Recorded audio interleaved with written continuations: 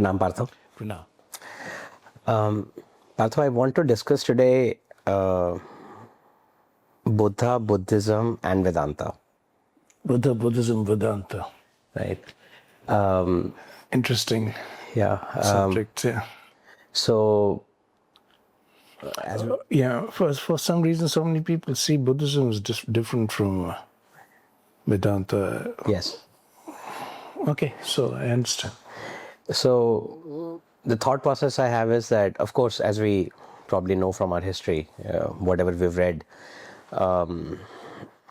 Buddha was raised in a Hindu family, Yes. and then he evolved and eventually got enlightened, and then Buddhism was part of his teachings that he was sharing with his disciples. Buddhism was not part of his teaching. He just gave teachings. He gave teachings, which He never called it Buddhism. of course.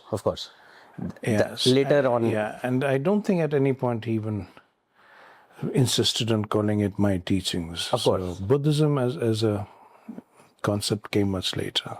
okay, not in his lifetime. His No, teachings no, just as far continued as for a I while. know, it came. Okay. The word, the concept Buddhism, Yeah. as an ism, it developed over the years, over generations, in fact. Yeah. So at the time of the Buddha, there was no Buddhism. Yeah. Just as at the time of Christ, there was no Christianity. Right. So Okay. Yeah. And he was called Buddha, the enlightened one, in his lifetime. some people would have probably Referred to him. referred to. I don't think he ever referred to himself as the Buddha. Yes. He wouldn't. Yeah. No Buddha would refer to himself as Buddha. Yeah. Yeah. But Buddha as the wise one, the enlightened one, the awakened one, would probably be, names or a title of honor given by others to him. And possibly not in his lifetime, not necessarily in his lifetime, or maybe. Well, maybe not in his lifetime. Yeah. I mean, there are stories, of course, where he's addressed as the Buddha, and Okay. he doesn't seem to respond too much to that. And again, if we go by the Buddha's own enlightenment, Yeah. or his own teachings after his enlightenment, it wouldn't make sense for him to sit there and pass himself off as a Buddha. Of course. Yeah. I mean, You won't add titles to yourself. Yeah, I mean, you won't attach. he's the one person who's talking about complete blowing out of the person and the personality, complete extinguishing, nirvana. And then to say that I am Buddha wouldn't make sense to Yeah. me. Someone else may call you that, but I don't think he would take it seriously. I mean, this whole thing of people calling themselves all kinds of fancy names and giving themselves fancy, prefixes to their names, Sri Sri and Gurudev and all that is just an ego trip. Sure. And mostly these are things given by others. Of course. So when you ask one of them, why do you carry such a heavy title? They say, oh no, others have given. Of course, you're free to say, no, don't. I mean, so I don't think the Buddha would do that. So I think, for me, it's not a question. And thinking through his journey, where he had the whole kingdom, he saw some suffering in the world, he saw certain things which were kept away from him when he was growing up, and eventually he ended up seeing certain suffering, and then he left in search for the higher truth. The end, how could one In search for detach? search for answers. Answers, how to To a few why is there questions, suffering, how could there be no suffering, etc., such things. And I believe, if I read correctly, he went to some Hindu gurus back in the days, some gurus who were just trying to teach him the classic. So he was practicing Vedanta. Yeah. He was a shaman. I think that's how you pronounce it. Yes, shaman, yeah. Shaman. And he was an adept. He used to do advanced yogic practices. This is pre-enlightenment? Yeah. Okay. Okay. Because when he left his palace in search for answers, in search for the truth, he would have probably tried a lot of these things. And he was born into the Sanatan tradition. He was a Sanatani in that sense. He was born into the Sanatan tradition. And I'm sure he would have explored the Sanatan tradition. And if I go by his realizations and his teachings, because he speaks more of as a teacher, he doesn't share so much about his enlightenment as such, and I wouldn't expect him to do that. Right. So if I go by his teachings and whatever of his enlightenment that he revealed to his closest disciples, I would say that they were all in the Vedantic line, very much in the Vedantic line. Unless we choose to limit Vedanta only to a few streams or systems of Vedanta, which is again not being fair to Vedanta. So many tell me that his, ultimately the Buddha contradicts the Vedanta by saying there is no self. But again, that's a very deep, I don't want to say misunderstanding, but an incomplete understanding. Let me put it that way. An incomplete understanding of what the Buddha really meant or would have meant by the concept of no self, anatma. So, and it's very difficult for anyone to really get into his head over a long period of time, especially when he did not leave so many, he didn't leave any written notes or a journal, never wrote any books. So to sit in our times and say this is what he said, this is what he meant, to me it doesn't make sense. I mean, I've always maintained that you have to have at least a certain level of knowledge and enlightenment yourself to begin to understand what Buddha would have actually meant by a lot of things that he has said. Some of the things are, of course, very clear. The fact that there is suffering in the world and there's a way out of suffering and the Eightfold Path. All this is Four Noble Truths, the standard. Four Noble Truths. Yeah. It's easy to grasp. Then it goes into the intricacies of nirvana and what nirvana is, what the self is, the whole constitution of ignorance. This is the pivotal concept of his teachings, shunyata. What is shunyata? Then I believe you need a certain level of awakening yourself to grasp all that. And of course, you may all grasp it as theory and as another system, and you call it Buddhism, which is fine. But if you ask me personally, I don't believe that there's a thing called Buddhism. I've never believed in Buddhism, but I think inwardly I've had a very deep relationship with the Buddha and his direct revelations. And I think that is how the Buddha has to be understood and lived by each one in his own being, in his or her own being, according to his or her own sadhana. You have to do your own sadhana to understand, not just Buddha, any of the Buddhas, any enlightened being, any Rishi, any Mahayogi. You can't just understand such a being from the outside academically. Through somebody else's being in a subjective system words. and call it that, he's a Vedanti and he's a Buddhist. And this is a Buddhist teaching and that's a Vedantic teaching and that's a Jain teaching and this teaching, that teaching. This is very facile classification, like the human mind's habit of putting things in neat little boxes. Compartmentalization. Compartments. Yeah, you just, you have a thing like this and you have shells and little, that's Buddhism, that's Vedanta, that's yoga, that's this. It doesn't work like that. Can I dwell on 2 points here, which may help me for my understanding and maybe some of the viewers as well?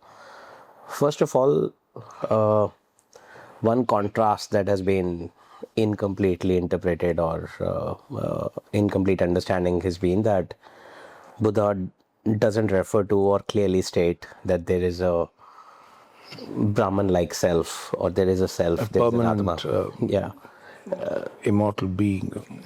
So it just indicates that there is, once you get rid of all the attachments, all the usual human experiences, the outside world, what you should be left with is nothing, the shunyata, the cessation of the whole being, but not that there is a immutable higher truth, never transcending beyond everything. So that's one piece of maybe the same coin, maybe the contradiction which intellectually only comes, but inwardly you can realize it differently.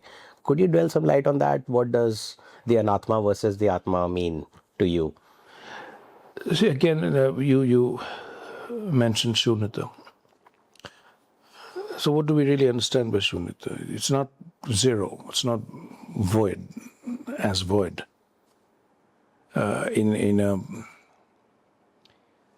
In the Buddha sense, and even in the Vedantic sense, a thing is empty when it has no inherent existence. It has no independent existence of its own. So the Buddha called it aggregates. The aggregates of the body, emotions, blah, blah, blah. Take the body, thoughts. for instance. It's an aggregate of a lot of other things put together and held together by a certain force. From the molecular to the cellular to whatever, And actually looking at it, there's no such thing as body. And we have spoken about this earlier too. This is a very Vedantic idea as well. There's no such thing as a body. It's an aggregate. Yeah. And whatever is an aggregate, whatever you have put together will finally fall apart. This law of nature, and everyone accepts it. Whatever you've put together will fall apart in course of time, if one admits of time, as a process. So when whatever you've put together as a body falls apart, where's the body gone? It's not there anymore because it never was there as a body. It did not have an independent, abiding existence of its own.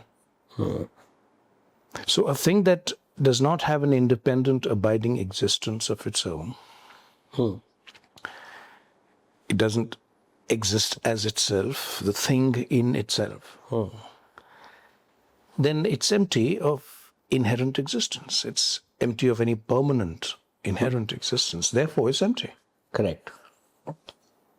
So I can look at the body and take it all very seriously, or I can see it as empty form, an aggregate of other things. And likewise, the consciousness in the Buddha's teachings is also empty in that sense. It's what we call our human consciousness is again an aggregate. The whole concept, the sense of the self, the concept and the sense of the self is an aggregate again.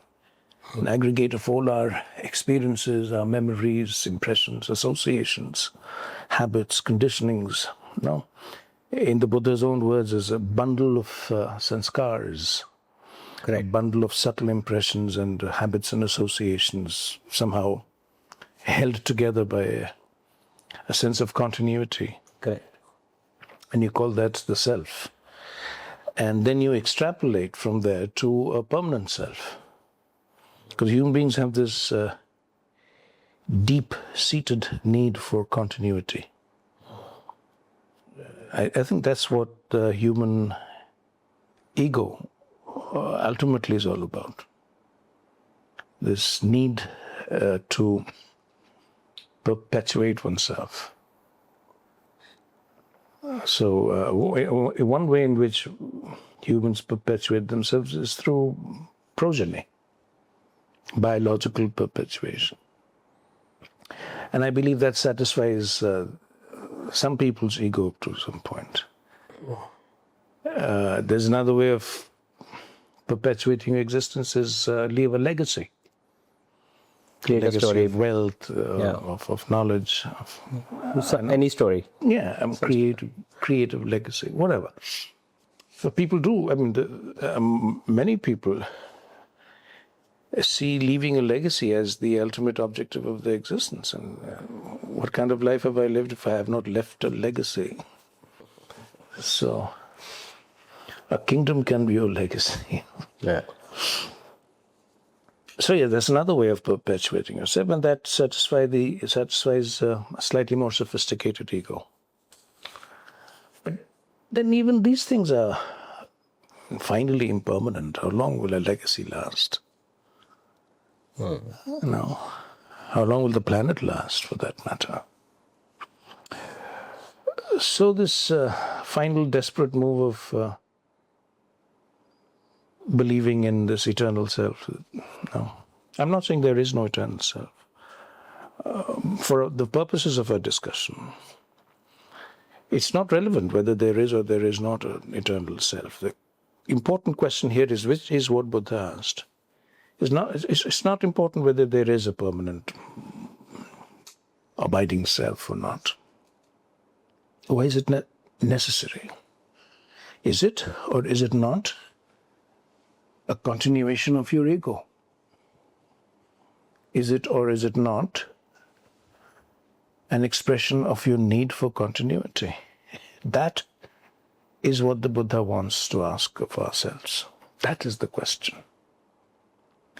So, for the Buddha, he wasn't too impressed by people, yogis and people who would come to him and say, no, I don't have the ego. I've given up my ego, worked it out, and then they project themselves onto an eternal self. He said, then it's the same ego. Still. But now you've projected it onto much wider canvas,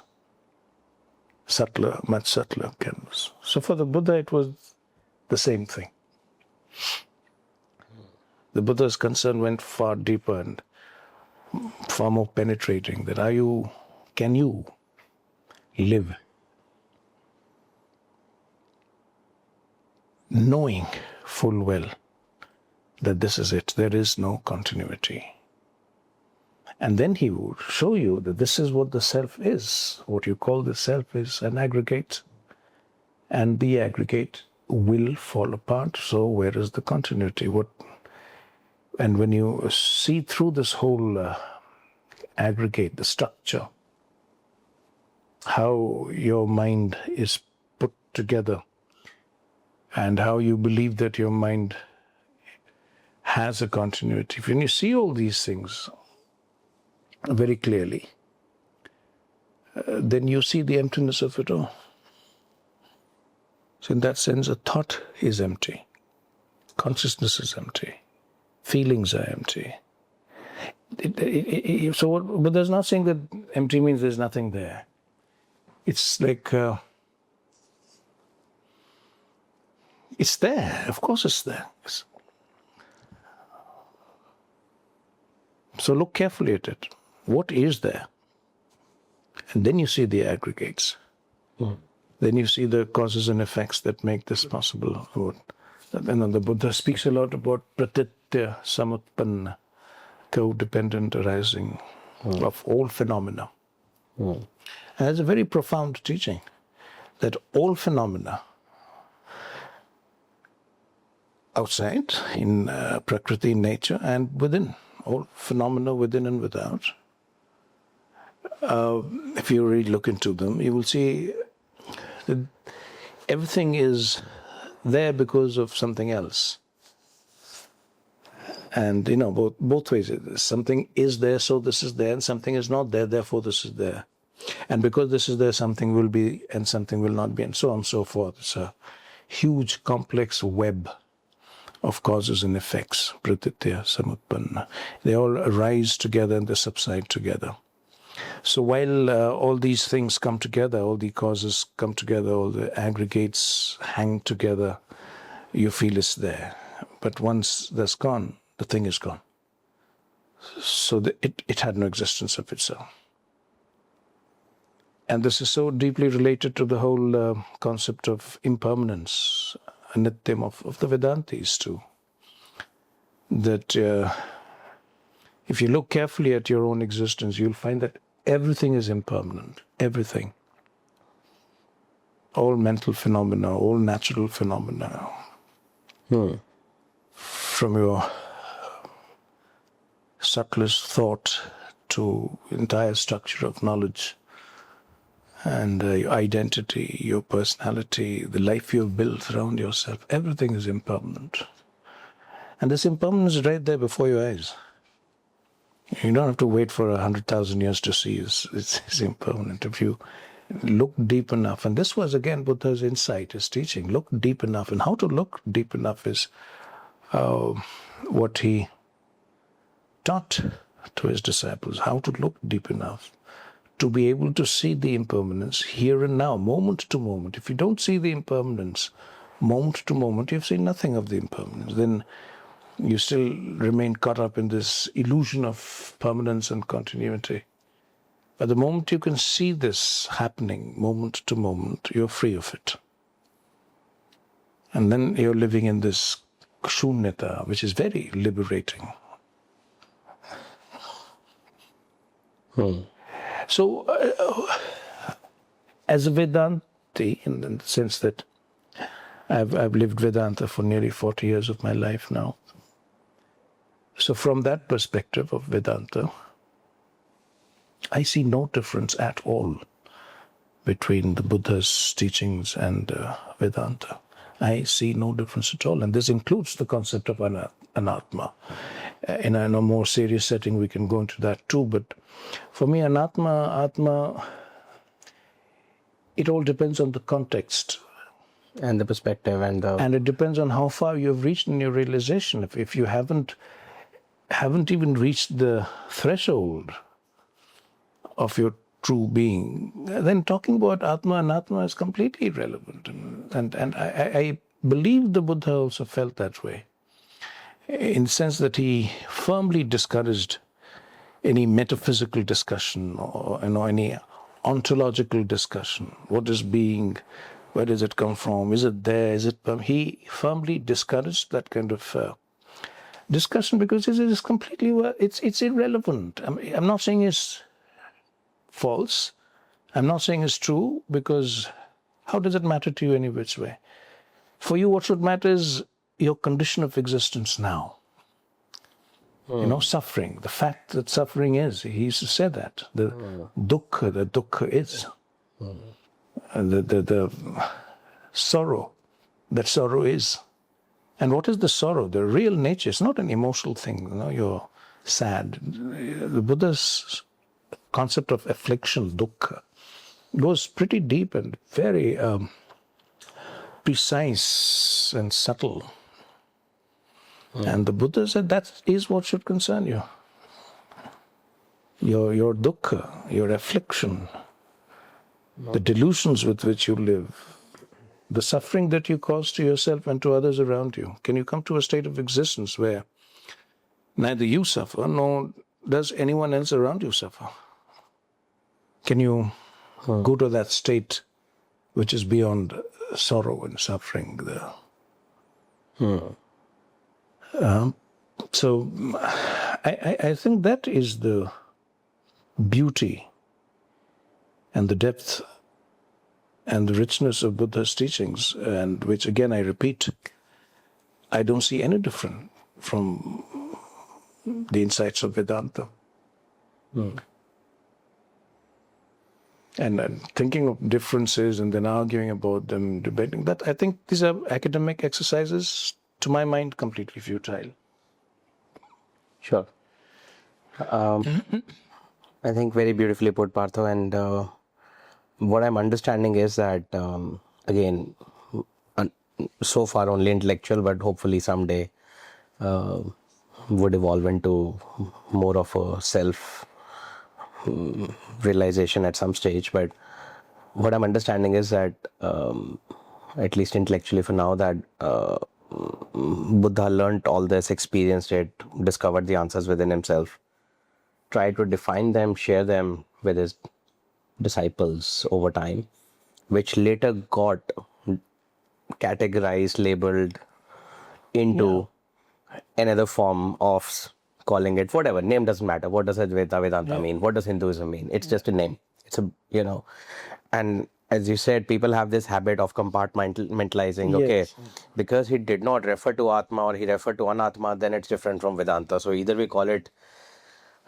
Anatma Vedanta as an example, non-Brahmin Vedanta. I don't know. Pick a name. There's a certain historical context to it. Yes. We should bear in mind. Yes. Is that at that time, what we call Sanatana Dharma, Hindu Dharma, had unfortunately become very codified. Mechanical. Very ritualistic, Yeah. And too many rules and regulations, and you have to do this way, and too much of Brahminical ritualism and all that, which the Buddha fought against. He spoke against it, and I think Got it. any reasonably enlightened human being will do that. We'll do that. Yeah. I mean, I would do that. You would do that. I agree. So he did that. And then he went deep into his own realization, and he spoke about his realization not as a this new stream of anti-Vedanta new or religion, new group. Hinduism, it's a new religion. He never did all Of that. course. He said, these are my realizations, and I'm sharing them for whatever it's worth. Yeah. Now, it's your problem if few generations down the line you make that into a different religion. I mean, humans do that. I know. Yeah. Yeah. True. Sri Aurobindo and Mother's whole yogic work, I recall Mother had said this to her disciples once, that do not make of this another religion. Yeah. So, Yeah. so anything can be taken and made into a religion. Yeah. So there's on a lighter vein which you will appreciate, Kunal. There's this joke, but it's a Christian joke. So the devil's right-hand man comes to the devil and says, we all should be threatened because there's this profound truth that has happened on earth. And if such profound truths happen, we are finished, we are done for.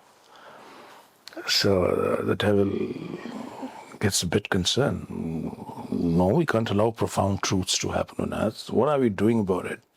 So the devil's, let's call him the counselor of the devil, the legal expert, as it were. No, don't worry.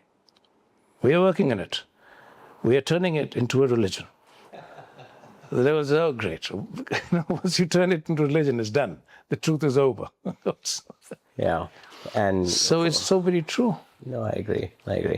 And for anybody watching, just to put this in a perspective, the idea is not to believe or not believe in one religion over the other. That's not the idea at all. Just to understand what Buddha might have meant, in what context he might have shared, And it's how it became Buddhism possibly later, Yes. very likely. And clearly, anybody that enlightened would never try to start a religion for sure. And putting this in context, of course, later then humans would branch out and create Sikhism and other things. And it doesn't matter whether, and it doesn't even matter what came first, what came second. Eventually, it's all impermanent. We are just creating stories. We're believing in we stories. are creating stories. And we're trying to, again, maybe in an asuric way, control or manipulate or, whatever. Keep people away from the truth in some sense, as per the joke also.